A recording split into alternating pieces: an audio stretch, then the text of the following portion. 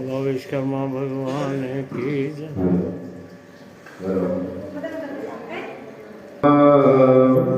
गुरुर्विष्णु गुरुर्गो महेश्वरा गुरुर्साक्षात् परब्रह्मा तस्मै श्री गुरवे नमः।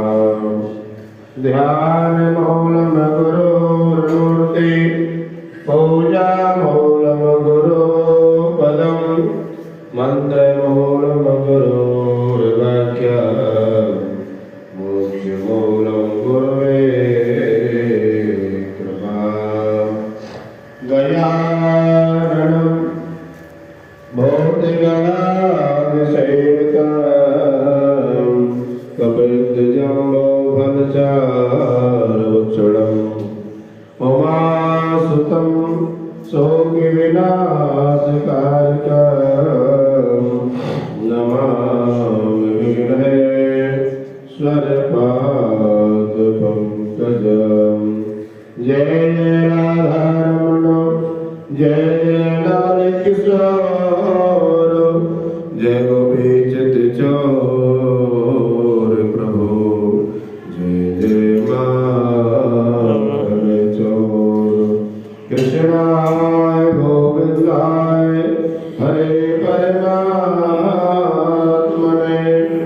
भक्तवृत कलेशनाशाय श्री गोविंदाय नमो नमः।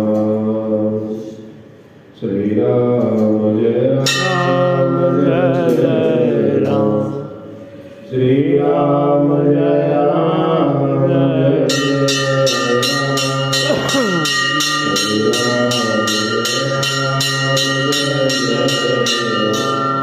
श्री राम जय राम जय राम श्री राम जय राम जय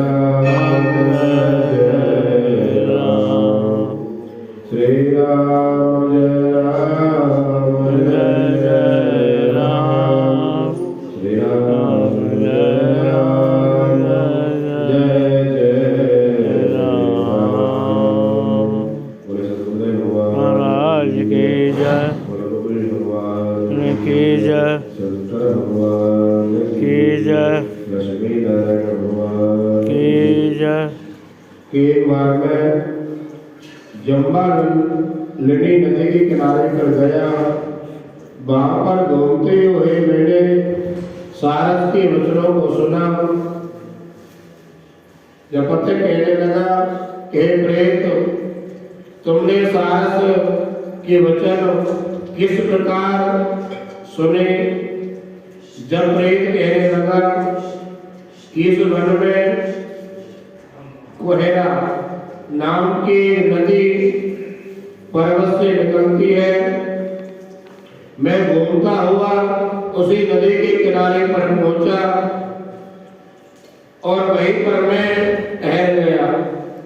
उसी समय लाल मुंह वाला एक वानर आया और वहां पर एक सारस सोया हुआ था। उस बानर ने सारस को यानी पैरों से पकड़ लिया।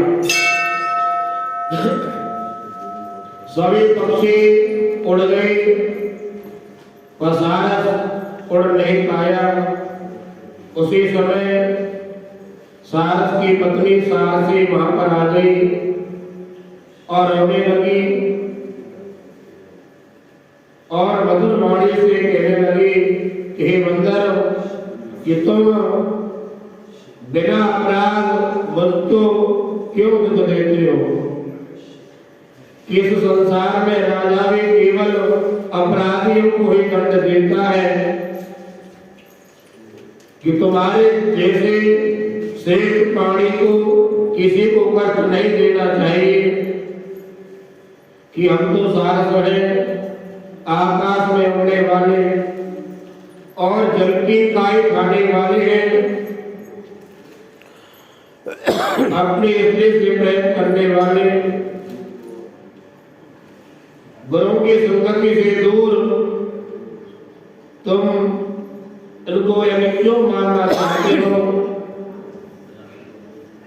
जब इस प्रकार उस बंदर ने ये वचन सुने तो वह सारस को छोड़ करके दूर जाकर के बैठ गया और कहने लगा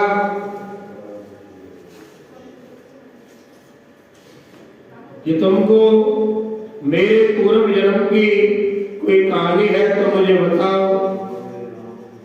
तो सारस कहने लगा कि मैं अपनी जाति की स्मृति के बल से तुम्हारे पूर्व जन्म के कर्म को जानता हूं कि तुम पूर्व जन्म में विंध्य पर्वत के राजा थे और मैं तुम्हारे कुल का पुरोहित था।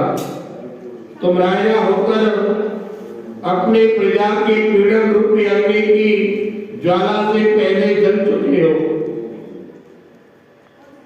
पहले तुम कुंभीपाल नरक में डालेंगे, तुम्हारे शरीर को नरक में 3000 वर्ष बीत गए और फिर नरक से निकलकर बचे हुए पापों के कारण बंदर की योनि में आए हो और मुझको मारना चाहते हो कि पहले जन्म में तुमने ब्राह्मण के बाग से फल लूट करके खाए थे, इसलिए तुमको ये बंदर का जन्म मिला है कि प्राणी अवश्य में अपने किए हुए कर्मों को भोगता है। इसको देवता भी नहीं हटा सकते। इस प्रकार में सारस का जन्म लेकर भी अज्ञान को मोहित नहीं हुआ। इतनी कथा सुनकर बानर कहने लगा कि यदि ठीक ही है तो जानते बताओ तुम पक्षी कैसे बने? तुमने सारस का जन्म इस प्रकार पाया? तो सारस कहने लगा मैं भी बताता हूं कि मेरी दुर्गति का कारण भी सुनो कि तुमने नर्मदा नदी के किनारे पर सूर्य ग्रहण के समय बहुत से ब्राह्मण के निमित्त 100 ढेर अन्न के दान किए थे और मैंने पुरोहिताई के मद से थोड़ा सा ब्राह्मण को दिया, बाकी सब मैंने ही ले लिया। इन ब्राह्मणों के धन का अपहरण करने के पाप से मैं नरक में गया। एक नरक से निकलकर दूसरे नरक में गया और अब मैंने सारस का जन्म पाया है।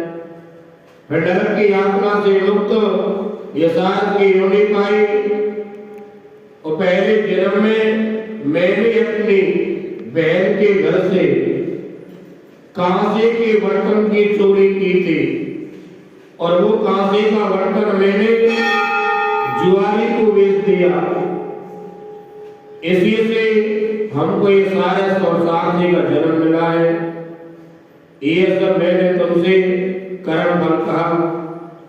अब भविष्य की बात भी सुनो। अब मैं और तुम और ये मेरी पत्नी हंस होंगे। इसके पश्चात गाय की योनि में और फिर दुर्लभ मनुष्य जन्म प्राप्त होगा। इसमें मनुष्य पाप और पुण्य दोनों कर सकता है मनुष्य जन्म में। इस प्रकार शिव की माया से यह सारा मोह को प्राप्त होता है। न केवल हम ही परंतु इस संसार के सभी जीव प्रवृत्ति मार्ग में फंसकर अच्छे और बुरे कर्म करते हैं और उनका फल भोगते हैं। इसलिए सब प्राणियों को अपने जीवन में धर्म का सेवन करना चाहिए। ये 84 लाख योनियों में मनुष्य योनि उत्तम है। ये देवता भी इस मनुष्य योनि के लिए तरसते हैं कि मनुष्य जन्म दुर्लभे नास्ति, बहुत ही दुर्लभ ये मनुष्य का जन्म है कि प्राणी शुभ कर्म भी कर सकता है और पाप भी कर सकता है, जीते भी अपना कल्याण कर सकता है। तो हमने पता नहीं कौन सा एक कर्म किया जिससे हमको ये मनुष्य का जन्म मिला है, बहुत अच्छा कर्म किया होगा। तो इसलिए सभी प्राणियों को अपने जीवन में धर्म का आचरण करना चाहिए, शुभ कर्मों का आचरण करना चाहिए और बुरे कर्मों का त्याग करना चाहिए। तब बानर ने कहा कि पहले जन्म में मैं तुम्हारी पूजा करता था, अब तुम मुझको प्रणाम करते हो, तुम जाति के स्मरण से मेरे पूर्व जन्म के कर्म को जानते हो। तुम्हारे वचनों को सुनकर मैं मोहे रहित होकर मेरे नदी के किनारे पर ये मंदिर और सारस की कथा सुनी, अब मुझको बोध हो गया, मोहे कथा शोक का नाश हुआ।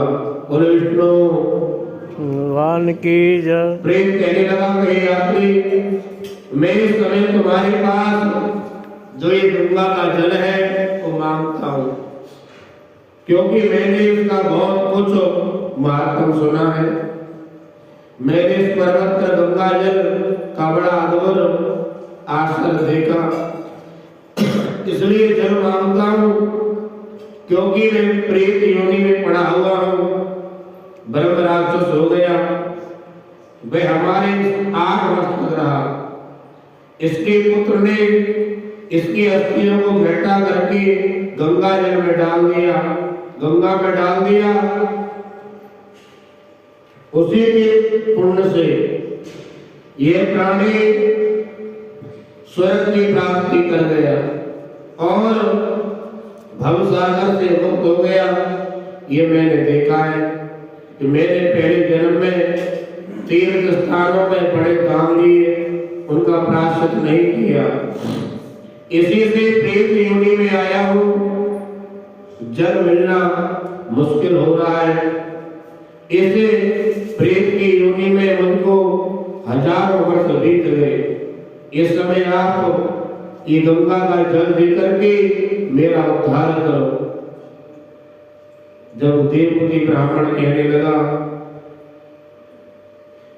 ऐसे वचन सुनकर के ब्राह्मण बहुत विस्मित हुआ और अपने मन में विचार करने लगा कि संसार में पाप और पुण्य का फल सभी को भोगना पड़ता है। इस कर्म भूमि में जिन्होंने न्याय से धन इकट्ठा किया है वो धन है।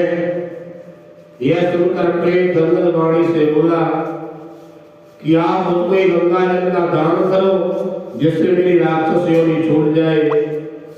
आप मुझको जीवन का आधार गंगा जल पिलाइए।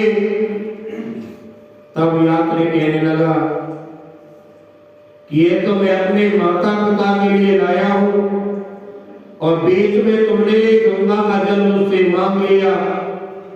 मेरे मन में संदेह है कि गंगा जल माता पिता को लेके जाऊं या तुम्हारा कल्याण करो।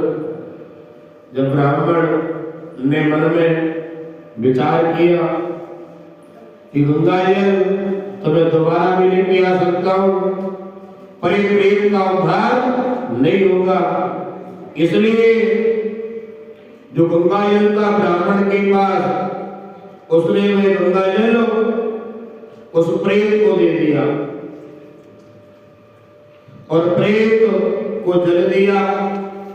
लोमस जी कहने लगे, जब गंगा यमुना सरस्वती के संगम का जल उस प्रेत के ऊपर छींटा मारा तो वह प्रेत योनि से छूट गया। जब केरल देश का ब्राह्मण कहने लगा कि एक बिंदु गंगा जल से वह प्रेत मुक्त हो गया, हम समझते हैं कि ब्रह्मा जी भी गंगा जल के गुण का बखान नहीं कर सकते, नहीं तो महादेव जी इस जल को मस्तक पर क्यों धारण करते। कि संसार में जो मनुष्य काया वाचा मनसा के पापों से रंग गए हैं, वे गंगा जल के बिना नहीं धुलते हैं। गंगा जल के सेवन से जो मुक्ति है सामने खड़ी रहती है। जो गंगा स्नान करता है वैष्णव पद पाता है। यदि संबंधी लोग गंगा जल से तर्पण करते हैं अपने पितरों का, तो पितृ भवसागर से मुक्त हो जाते हैं। विपरीत वहां से चला गया और एक मास में जब माघ महीना आया तो उसने प्रयागराज में स्नान किया। गंगा यमुना के संगम और सरस्वती के संगम में, और प्रेत योनि को छोड़ दिया।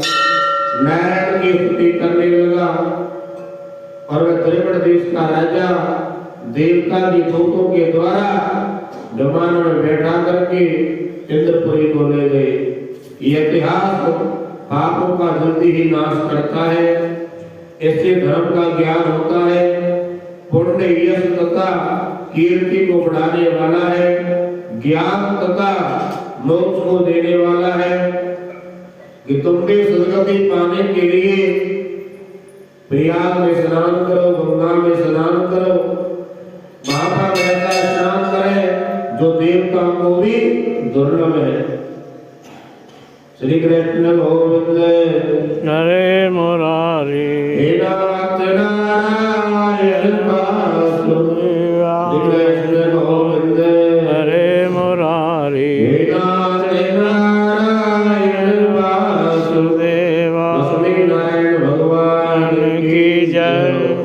जय श्री राम। जय